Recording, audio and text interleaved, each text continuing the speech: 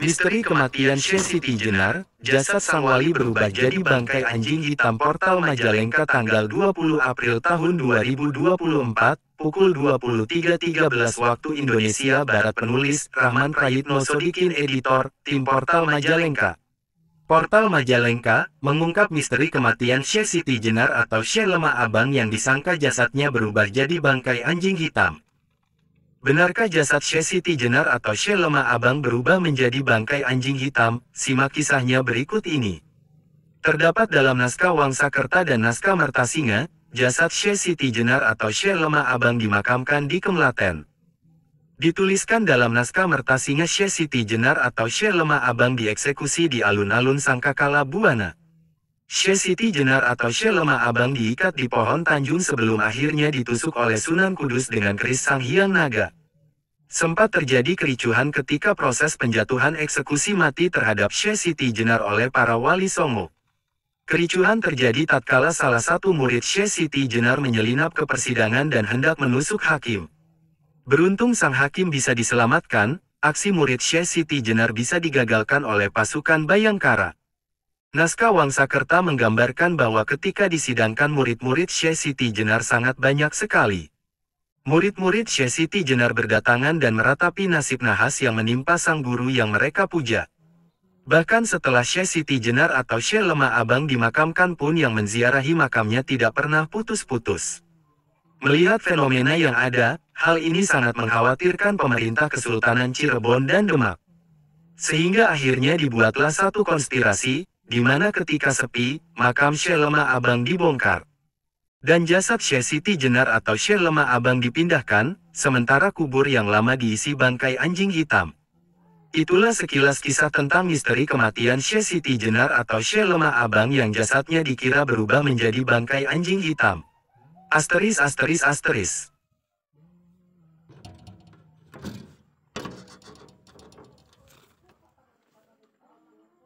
Buat celaka, justru para wali menyukainya bahkan meminta kembali.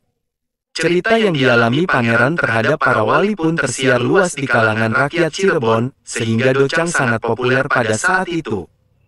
Rasa dari docang sendiri memang sangat gurih dan lezat, kuah hangat yang membanjiri sayur-sayuran di dalamnya, membuat makanan ini menjadi lebih sempurna. Terlebih jika makanan ini disantap pada malam hari, tak hanya itu kerupuk aci juga menjadi kunci kelezatan lainnya. Demikianlah sepenggal kisah makanan yang bernama docang, makanan yang disukai para wali zaman dahulu. Semoga bisa menambah wawasan dan makin mencintai kuliner asli Indonesia yang memiliki sejarah luar biasa. Asteris asteris asteris. Tony Bae, Din, ketus Charmin kesal. Saridin tidak menjawabnya lagi, dia hanya meminum kopinya yang belum lama disajikan ibu-ibu penjaga warung.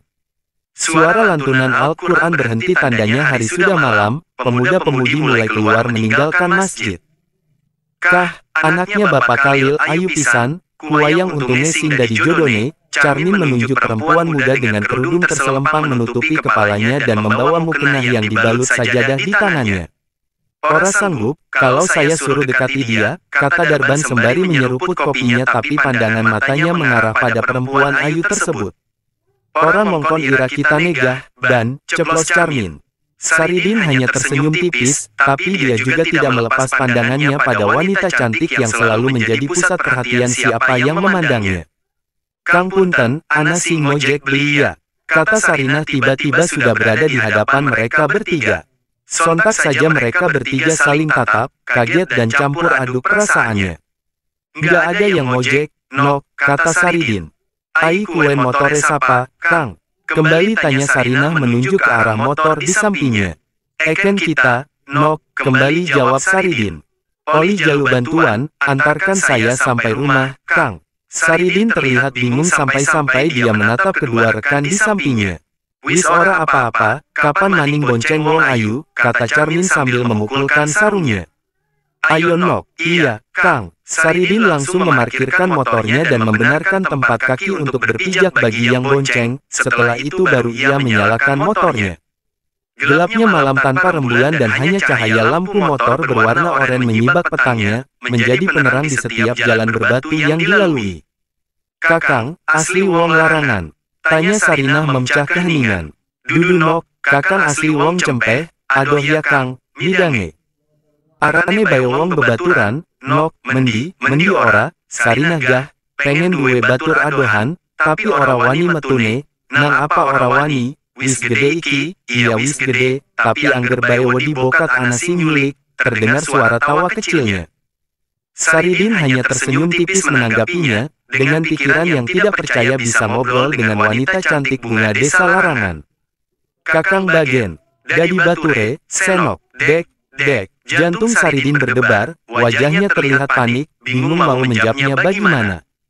Bagen beli, Kang, Senoke gelem duwe batur kaya, kakang. Ora gelem nang apa, Kang. Kakang wis duwe anak rabi, nok. Sarinah terdiam tapi bibirnya tersenyum tipis memandang ke arah kaca spion motor yang masih bisa melihat Saridin. Senok gah, wis duwe anak laki, Kang, wis duwe anak laki. Tapi nang apa masih pengen bebaturan karo kakang. Sarinahe demen Kang, tenang rasane baka deleng kakang ora sengaja kependakan ninggalan, gawe kesengsem, tubuh Saridin bergetar, keringatnya mengucur dari dahi ke hidung, dari tengkuk leher ke punggung, dari dada ke perut. Lamun kiyen takdire, kakang Bagen dosa asal bebaturan karo Senok, Sarini terlihat senang, senyumnya melebar, pipinya memerah dan tangannya mengikat di tubuh si lelaki berkumis tipis tersebut. Ratmini terlihat melamun memandang lampu keorenan di atap rumahnya. Angin malam mengetatkan kain batik tapi menyelimuti tubuhnya. Suara jangkrik dan katak sawah saling bersahut-sahutan seperti mau memanggil turunnya hujan. Wis bengi, Kang Saridin belum pulang saja, batin Ratmini mengkhawatirkan suaminya, lagi anak kerjaan apa maning ya. Sudah 3 minggu, balik ke tengah weni bae, kembali batin Ratmini. Brim, suara motor masuk ke dalam pekarangan dan tepat depan pintu suaranya berhenti. Abis dari mana dau balik, Kang? Tanya Ratmini seraya berdiri menyambut suaminya. Kaya ora biasane bae, iraku. Jawab Saridin dengan suara yang ditinggikan, again bukain lawange, arep tek anjingaken motore, lanjut kata Saridin masih dengan suara tingginya. Batin Ratmini tersentak, ingin menangis tapi tidak bisa, hanya menahannya dengan rasa sabar. Sedangkan Saridin mulai mendorong motornya masuk ke dalam rumah. Lain kali, wis ora usah takon-takon maning, suara tinggi Saridin masih sama.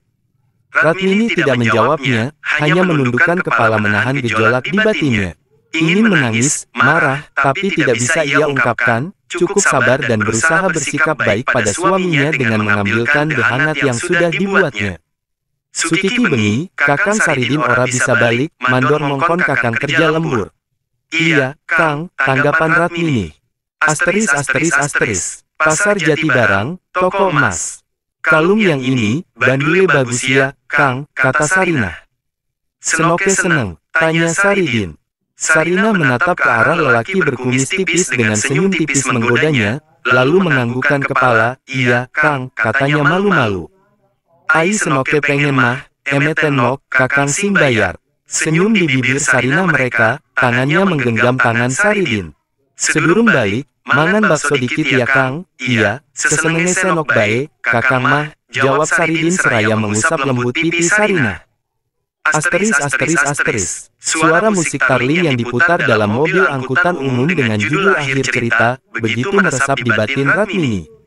Jati Barang, teriak kernet memberitahu lokasi saat ini. Aja ngelamun bae, Rat, wis mentok, kata Daskeni teman dekat Ratmini. Ratmini tersenyum tipis dan segera berdiri sebelum pada akhirnya turun dari mobil angkutan umum. Lapar, Daskeni mengusap perutnya. Enaknya mah, makan bakso dulu ya, Das, sahut Ratmini.